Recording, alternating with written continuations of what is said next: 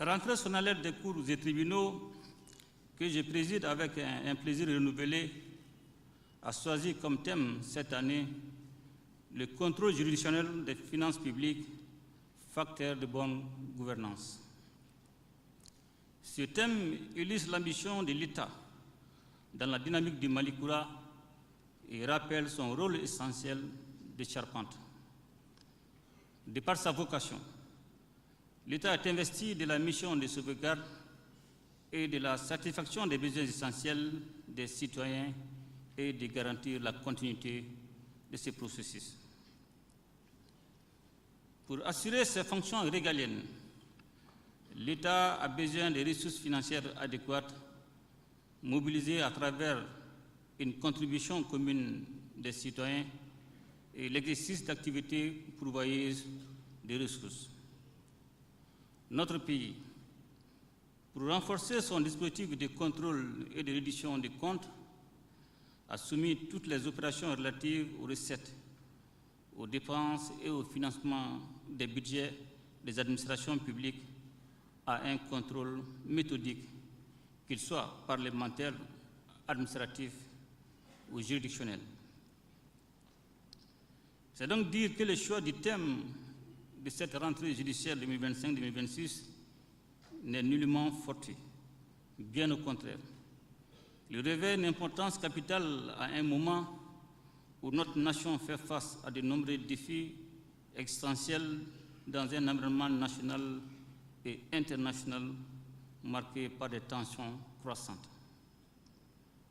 Dans un tel contexte, la gestion des finances publiques ne saurait être laissée au seul arbitre de l'exécutif ou des ordonnateurs. Elle doit être placée sous le regard vigilant des juges, garants de la légalité et de la bonne utilisation des deniers publics. En effet, le contrôle juridictionnel constitue le rempart le plus sûr contre le gaspillage des deniers publics, la fraude et la mauvaise gestion. Il donne vie au principe fondamental selon lequel nul ne peut disposer des ressources publiques sans en rendre compte. Les institutions supérieures de contrôle, notamment la Cour des comptes, incarnent cette exigence. Leurs décisions, lorsqu'elles sont respectées et exécutées, permettent non seulement de sanctionner les fautes de gestion, mais aussi de renforcer la confiance entre l'État et les citoyens. La bonne gouvernance repose sur trois piliers qui sont la transparence, la responsabilité et la sanction. Or, sans un contrôle juridictionnel fort et indépendant, ces piliers s'effritent, installant de fait une crise de confiance entre l'État et les citoyens. L'État de droit ne se résume pas à de simples proclamations de principes. Il se mesure par la capacité des institutions à faire prévaloir la légalité sur l'arbitraire, la probité sur la corruption et l'intérêt général sur les intérêts particuliers. Pour traduire en acte cette exigence républicaine, le gouvernement du Mali a initié un programme de renforcement des moyens humains, matériels et financiers de la Cour des comptes et des autres structures de contrôle des finances publiques afin qu'elles puissent exercer pleinement leur mission de contrôle et de régulation.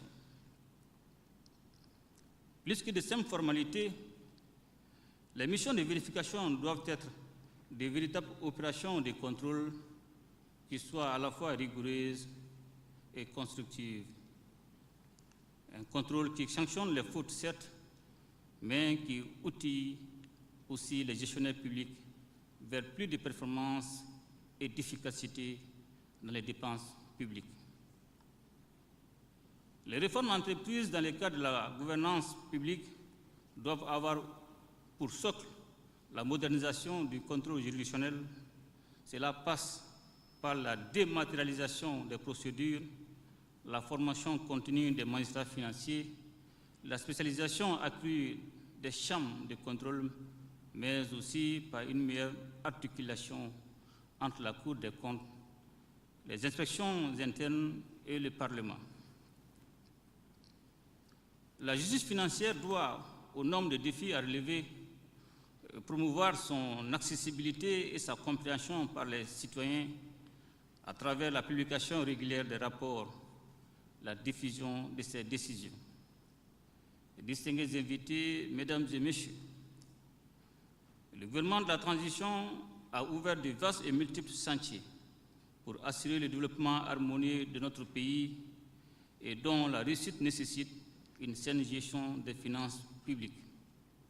C'est ainsi que, sur le plan normatif, les autorités de la transition faisant suite à une directive de l'UEMOA de 2000 et une recommandation des assises nationales de la refondation ont élaboré et fait adopter par le peuple malien la Constitution du 22 juillet 2023, qui a consacré la création d'une Cour des comptes.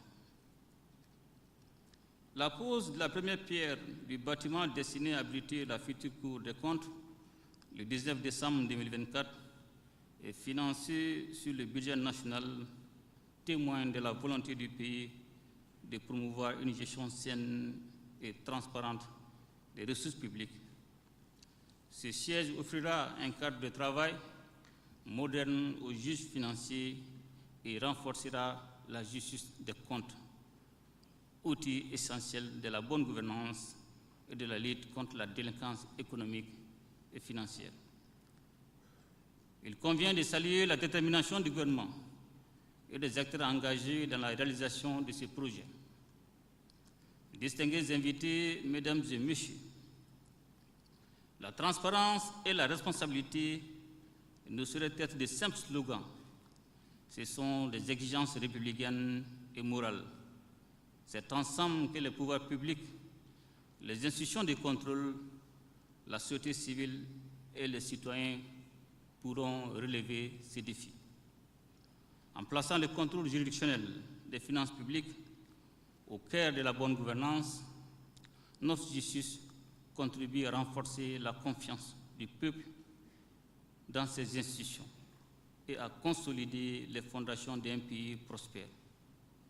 Je voudrais ici saluer l'engagement constant des magistrats, greffiers, auxiliaires de justice et l'ensemble des personnels judiciaires dont le développement quotidien contribue au renforcement de l'état de droit dans notre pays.